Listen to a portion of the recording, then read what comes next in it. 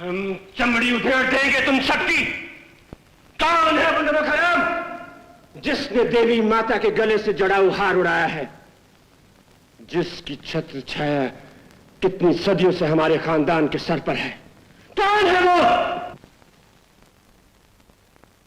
कौन है वो जिसने उसी मां के गले में हाथ डाल दिया? गुस्ताखी माफ हुजूर, मंदिरों में तो चोरी वही करते हैं जो मंदिर जाते हैं। हमारे मंदिर में हमारे खानदान के सिवा और कौन जा सकता है? वहां तो सिर्फ रानी मां जाती है या हमारी पत्नी। कभी कभी दूसरे भी जाते हैं सरकार। अभी कल की बात है। कल कौन गया था मंदिर में? लता। अगर लता मंदिर में जाकर चोरी कर सकती है तो दुनिया का कोई भी आदमी चोरी कर सकता है रानी माँ जी। भाभी कर सकती है, आप कर सकती है। करण, अपने आप में रहो। तुम लता को हमसे मिला रही हो? हम किसी को किसी से नहीं मिला रहे रानी माँ जी। हम सिर्फ इतना कह रहे हैं, अगर आपको लता पर शक है, हम खुद लता को यहाँ बुलाते हैं, आपके सामने पूछते हैं। तुम्हें कुछ पूछने की जरूरत नहीं। तुम्हारे भैया तफ्तीश कर रहे हैं। भैया तफ्तीश नहीं कर सकते, वो सिर्फ जुल्म कर सकते हैं रानी माँ जी। उनका इंसाफ भी उनकी चाबुक की तरह अंधा है, जो परसता पहले और सवाल बाद में पूछता। छोटे सरकार, आप कैसे आए? लता के बक्स में मुझे ये हार मिला।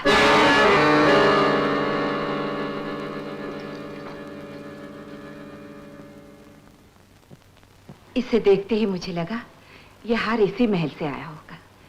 लता हमें दिखाने के लिए लाई होगी शायद, और वापस करना भूल गई।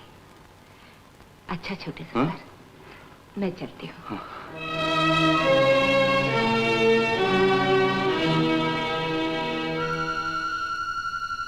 तुम अब भी कह सकते हो लता के ऊपर झूठा इल्जाम लगाया जा रहा है?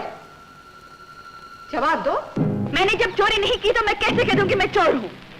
आपकी चाबुक से ज्यादा मुझे अपनी आत्मा का डर है, अपने भगवान का डर है। मैंने गरीब के घर में जन्म जरूर लिया है, लेकिन मेरी रगों में नाली का कीचड़ नहीं बहता। काश देवी माँ की जुबान होती, फिर वो कहती कि मुकदमा झूठा है, ये गवाह झूठे हैं, ये इंसाफ झूठा है, मुंसफ झूठे हैं। तुम हमें झूठा कहती हो?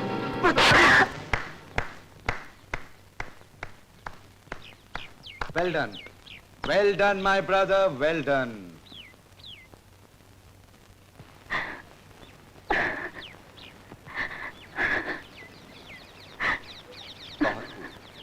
बहुत खूब। ये खूबसूरत काम हमारे खानदान में पहली बार सिर्फ आप ही ने किया है।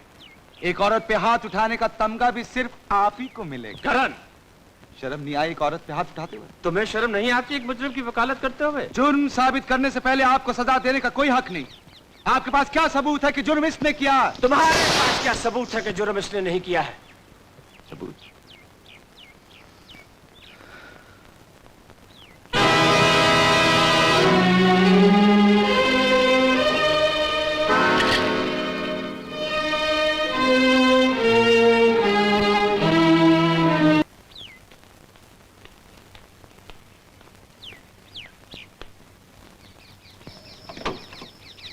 लता, ये सब कैसे हुआ?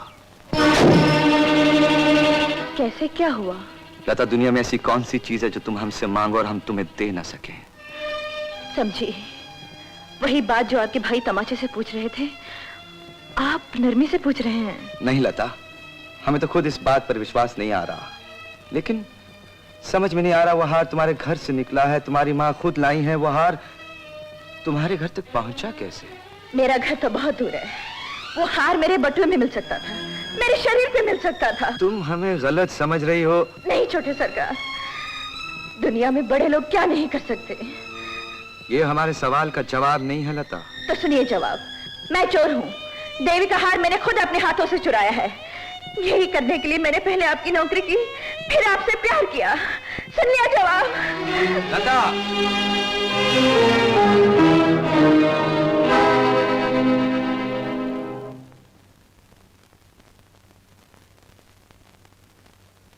लता? जी हाँ, मैं आपसे एक सवाल पूछने आई हूँ। बोलिए, मैं चोर हूँ क्या? मेरी आंखों में आंखें डालिए और जवाब दीजिए, मैं चोर हूँ? जवाब नहीं दे सकती ना?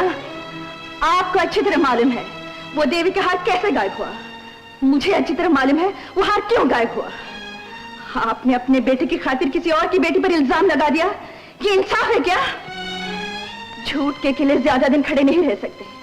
जिस दिन वो गिर जाएंगे और आपका पोल खुल जाएगा, उस दिन आप क्या करेंगे?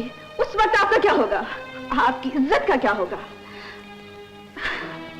आपको ये नाटक रचाने की जरूरत ही क्या थी?